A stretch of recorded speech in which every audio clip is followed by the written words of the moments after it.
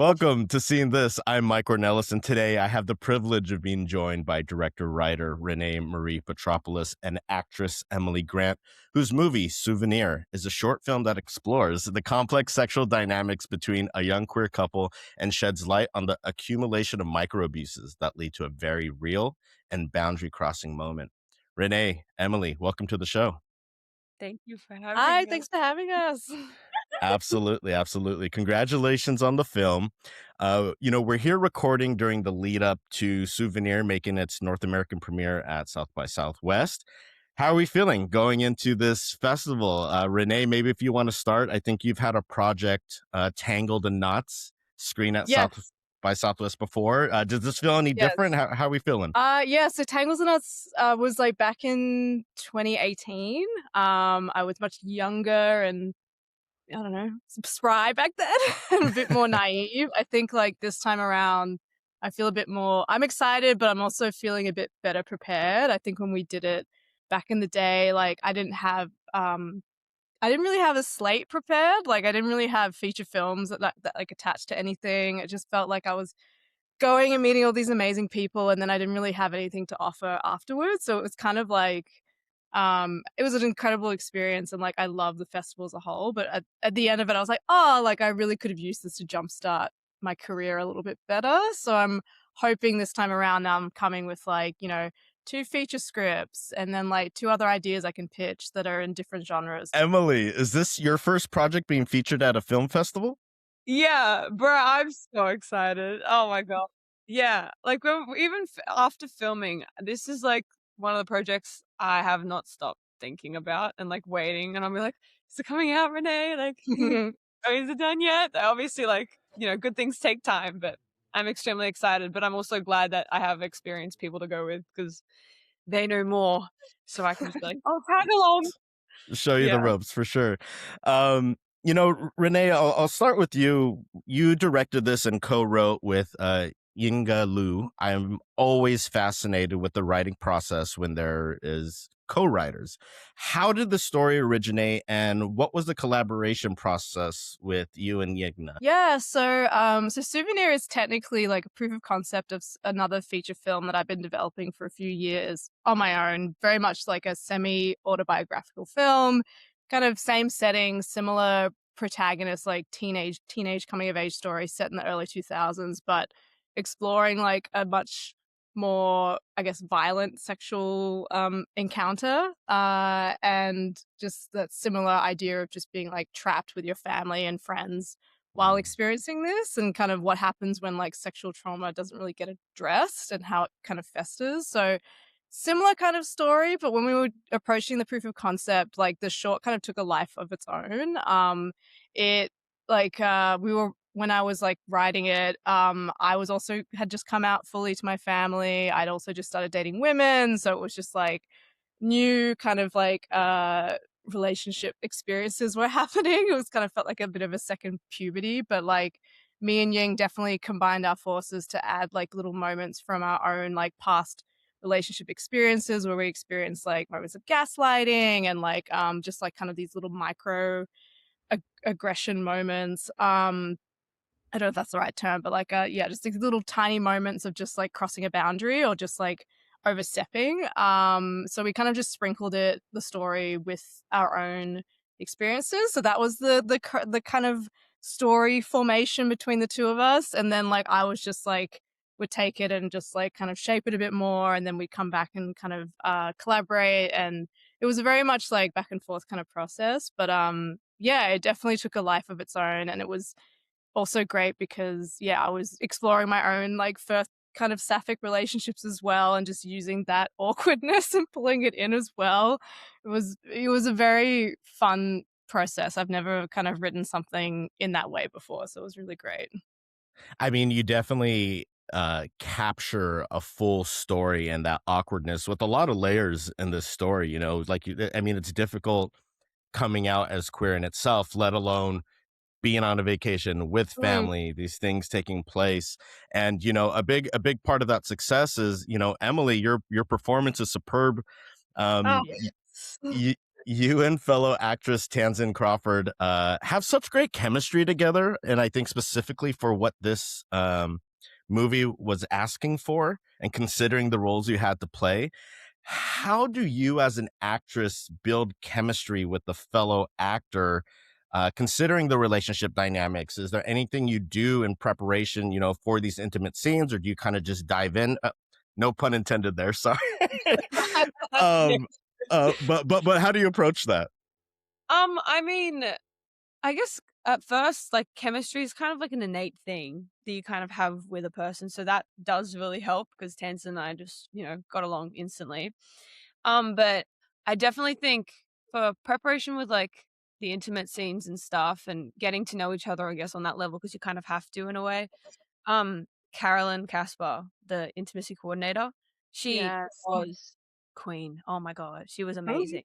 She made everything feel so comfortable and normal, and making like being able to just also like hear what I shouldn't do, what I like what will make Tanzyn feel most comfortable, and her like feeling comfortable to tell me everything that I shouldn't do or should do. Helped a lot to us to feel more free in the scene. But also like I think also building the chemistry like as like just, friends and being like friendly with each other. We had a lot of days beforehand just being able to hang out, going to like I don't know, what's the place called? Mr. Charlie's and Oh just like yeah, yeah. getting food and like having conversations and then like just, playing around at the resort that we filmed at. Yeah, it was quite easy actually. I love that. You guys do make it seem so natural, and I think that's great that, Renee and the team was able to have that space to have the time for you guys to kind of build that Yeah. up. And I think it's so interesting how you're talking about the communication that you and Tanzan would have as far as like what's good to go, what's not, things of this nature. And at the heart of this story, that's kind of what this is about. Yeah. Yeah. Renee, I'm curious, was your intent to have a bit of a blurred line where it's like something being considered abusive versus it being like just poor communication by young adults? And that's Mm, not to say they're mutually exclusive. I'm just yeah. curious, like, is that a dynamic you wanted to play with? Oh, 100%. Like I wanted it to be as dotted, like kind of skirting that line as much as possible because that's usually how these things happen. It's like you kind of reflect back thinking like, okay, did I say what I needed to say? Did I not? Like it's just it kind of becomes this messy thing, but the feeling doesn't change. Like the feeling of dread doesn't change after the fact. So I definitely wanted to kind of skirt that line. And then later on, like playing with it there's a scene later where like they kind of confront each other and like playing again with this blurred line, like was really kind of key to how these characters miscommunicate and work together and kind of things spiral a little bit more out of into very uncomfortable territories. But yeah, I think definitely miscommunication is key. Also, the characters of Zoe and Kira are so young as well. They Mhm. don't know how to communicate properly in any case, and they're just dealing with all these other kind of boundaries on top of each other. Like they're in the closet, they're stuck on this like resort with you know Kira's family. Like there's so much layering going on. So I think like yeah, keeping it as um ambiguous as possible was definitely key. And it's so interesting because it is Kira's family that's there at this resort, yet she is the most vulnerable still, kind of Mm, having that family there. Zoe's character yeah. seems to have a bit more confidence of the Yeah. situation and environment. Yeah. And Emily, you do a great job walking that fine line where we as the audience don't really know her motivation, when she, does this boundary Yeah. crossing thing. Um, in your approach to the character, did you have a grasp on what that motivation was? Like, is that something that was kind of just open, or did you discuss that with Renee? Like, what was your approach with that?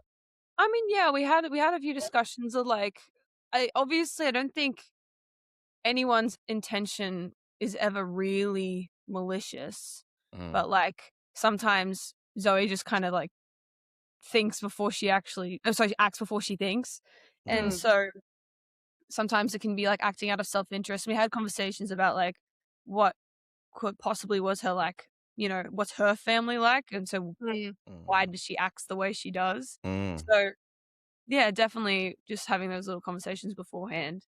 But I don't know, sometimes the script kind of helps, just like good writing kind of helps you just like figure it also out on its own in a way.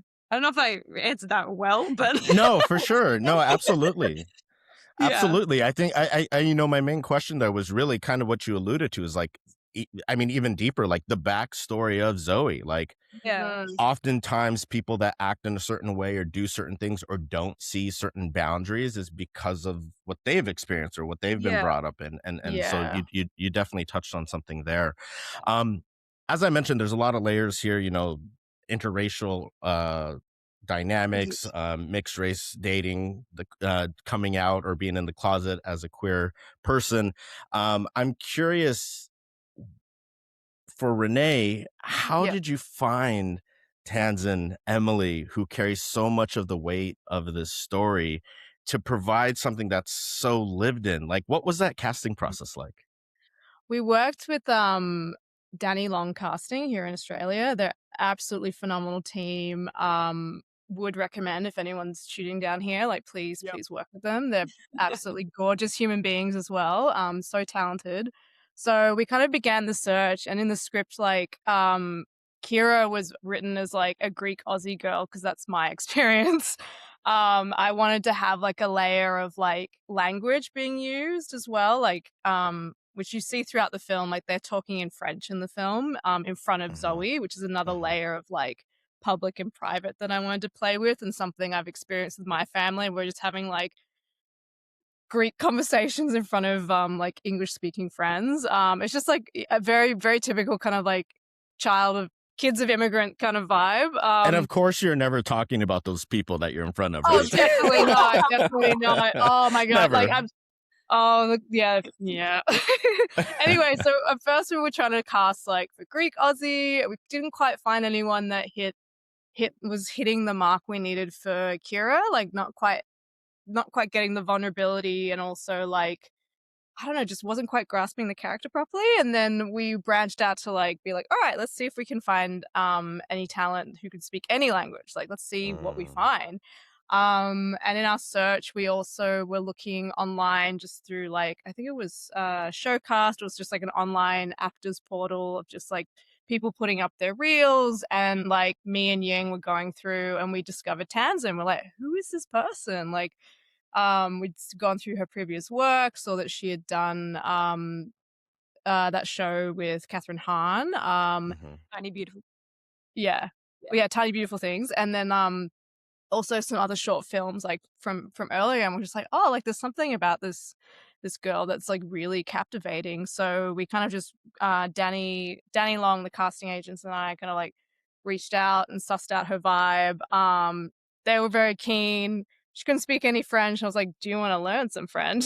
And that's kind of where it started. So once we kind of locked in Tanzyn, like we built the family around her. And then mhm. meanwhile, at the same time, we were also casting for Zoe, and Emily just kept wowing us every single round. And I think honestly, like your energy and just cheeky charm is what won us over every time. And it was like really good to have on set as well, because we were filming some dark scenes, and then you would just kind of lift the mood in between every single time. It was like really gorgeous. So I think key for Zoe to have that energy, because she's doing something that is not great, but you don't want to hate her at the same time. Like she's young, she doesn't know any better. Like there's all these things going on. Like she needs to have like that dimension to her, and I think Emily like blew it out of the park for sure. Yeah. Absolutely. Girl. Absolutely. And folks might, you're talking about Tanzyn. People might recognize her now. She's gone on to do a role at Yep.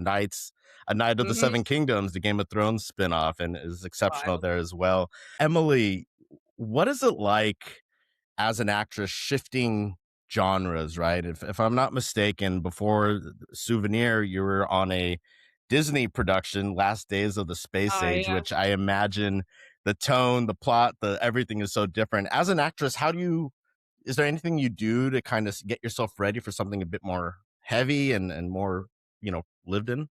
I mean, it's probably going to be a really boring answer, but I feel personally, I kind of find it like quite natural just moving into different spaces. Like, I don't know, maybe like it's just me being able to compartmentalize Mm, each character and then putting them away and being like, oh, this is what I'm doing now. So honestly, it was kind of easy.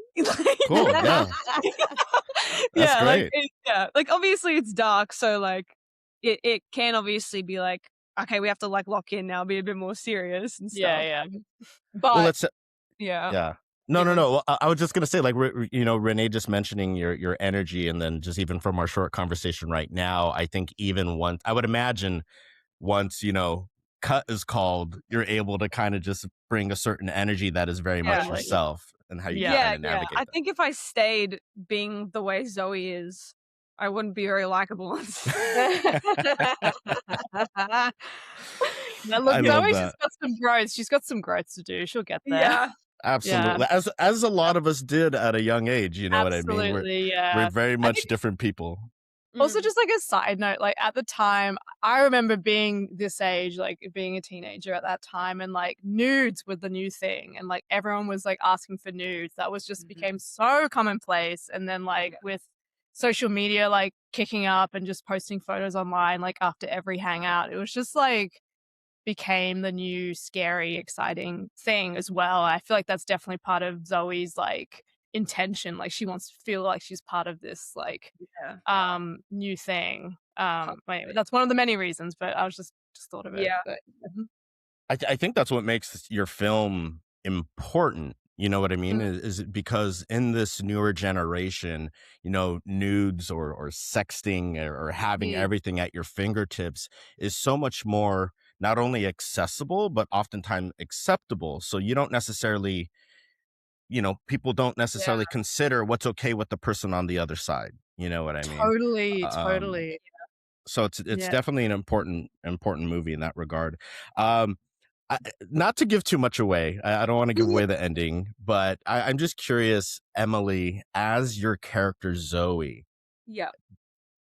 does she welcome the olive branch that Kira extends in the end, or does she reject it? What do you believe happens on the next couple pages of the script that we don't get to see, assuming that wasn't discussed with with Renee? Yeah, I was like, what I like imagine is like Zoe sees, I think, is just kind of down for any ride, and I guess throughout the film, she doesn't really want to fight. She wants to have a good time with her girlfriend. Hmm. Mm, So I guess, like in the best way, I would hope that she would probably say yes. I mean, I imagine she's the type of person to be like, yeah, I guess, but also, I don't know, maybe it could be an opportunity for her again to maybe do something wrong, Mm. make another mistake. Like, mm, like this is like a what is it? What do they call it? Like this is showing her that what she did can be forgiven. In my opinion, that's mm, just mm. Mm. how I see it Yeah. sometimes. And so I don't know. Maybe it could be like some sort of like accessibility thing. But also, I guess I don't think she wants the worst for anything. I think she wants to just have a good time. Right, Yeah. right, Is that right. as open-ended as possible? No, no, That's that's true. good. If once people know, you'll know. You know what I mean? Yeah, Yeah, yeah. yeah. No, this part is hard. Yeah, it's a tough one. I think I don't know, just jumping in, I think Yeah, they're definitely doomed to do this kind of dance at least one more time, I think. Like it yeah, Mm, feels mm, like they mm. might go through this again and then maybe Kira will be like, "All right, enough." Can yeah, kind of peace out, but like Sure. I feel like that's how I'm interpreting it, but I know people yeah, have seen the film and are just like seeing it in different ways, which I love. I love like creating an ending that creates a more subjective experience for whoever's watching it. So, yeah. Exciting. There's a scene in the movie where Kira's mom is trying to get Kira Mhm. to open up about what's going on and tries Yeah. to relate with her by sharing some personal stories of her own. yes. Yeah. I Yes. found that so relatable as a son of a Mexican woman and mother who Yeah. overshares more than the average person. I was like, I don't want to know. You know, I'm just curious. You know, you mentioned that Kira in this film is closeted. Do you anticipate that, you know, considering her friend, quote unquote friend, is on this vacation with them, that the parents know? I feel like this is my interpretation of it. I think the mum knows, but she's not taking it seriously because she's like, oh, like, We've you all know, done it. Yeah. we've all done it. We've all dabbled, as you know in the film. Like you hear her dabbling story. Right. Kind of great, and she's just dismissing it. Whereas like there's just two girls fooling around. Where I think the dad might be seeing bits of it, but like trying to like ignore it. Like I feel like that's how my dad would has like in the past acknowledged stuff. But like Sure. yeah, he's just like, okay, girls just being weird, whatever. And I feel like the youngest sister, like I feel like she's clocked on in the end. But yeah, I think like the varying like levels of awareness is quite fun to play with. Yeah.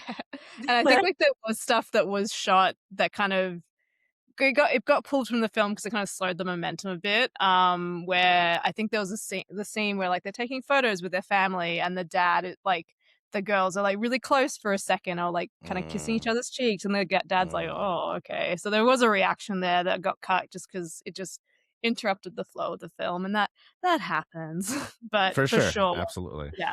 For sure. You mentioned this started as a proof of concept and then the film kind of took a life of its own. Should we still anticipate this turning into an extended story? Is this something you're still interested in expanding, or what's that looking like? Yeah, so the feature that it's like tied to explores a very different kind of like breach of consent, and it's unfortunately not a queer story. It's the characters may or may not be queer, but it's not exploring that side in the story. It's more about sexual assault and about like experiencing this kind of violence in a place of paradise, and then just being surrounded by people you can't get away from, and who knows and who doesn't know, and what they think of it, and it just explores like escapism and gender roles and the very kind of dark side of what can happen when you're not able to like get, I guess, closure or express yourself in that way. So the protagonist kind of goes a bit off the deep end and becomes obsessed with like her attacker's girlfriend and befriends her. And it's very much a story of like how she's trying to get closure by befriending this girl who doesn't know anything that's happened. And it's more about that side of trauma and how it can go to a darker place. Is much darker than the short. But there are moments of lightness, I swear. Like we're still on holiday, so you see moments with her family and with like her other friends, and it's still like this like balancing act. So I think that's the kind of films I'm very much interested in, is like kind of using film, which is a safe space to explore really uncomfortable ideas, and pull you in deeper and deeper and deeper, and then see where we go.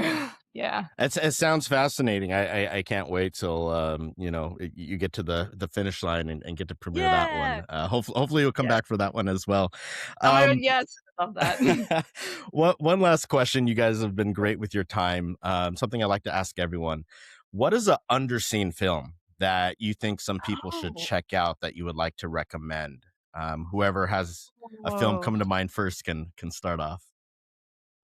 Whoa, no. You know, you even have like a list, and then suddenly someone else, like, it just disappears. Yeah.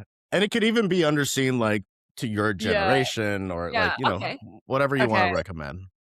Okay. Ooh. My generation. I'm trying to think. I think just from like everyone I've asked, I love Ruby Sparks. Ruby Sparks. I don't think any of my friends have ever seen it. Whenever I talk about it, they're like, what? But yeah. That movie. 2012 film. Is that right? Yeah, I haven't seen it. Yeah. I haven't seen it either. I'm gonna go watch it now. Oh my God. It's like about this writer who's just, he feels so alone and all he wants is just to be loved. And so he writes about his dream girl, and then his dream girl comes to life. And then like he can like still manipulate her through like sometimes he's like, oh, she's a bit too clingy, so he changes the way that she is, and Oh, he interesting. realizes that she's her own person, and then like Yeah. it's like it's a really really good. Paul Dano starring in that one. Yeah, Looks yeah. interesting. Looks Oh, interesting. King Paul Dano. Period, Absolutely. right? I know. It's so good. Yeah. Oh man, this is a hard.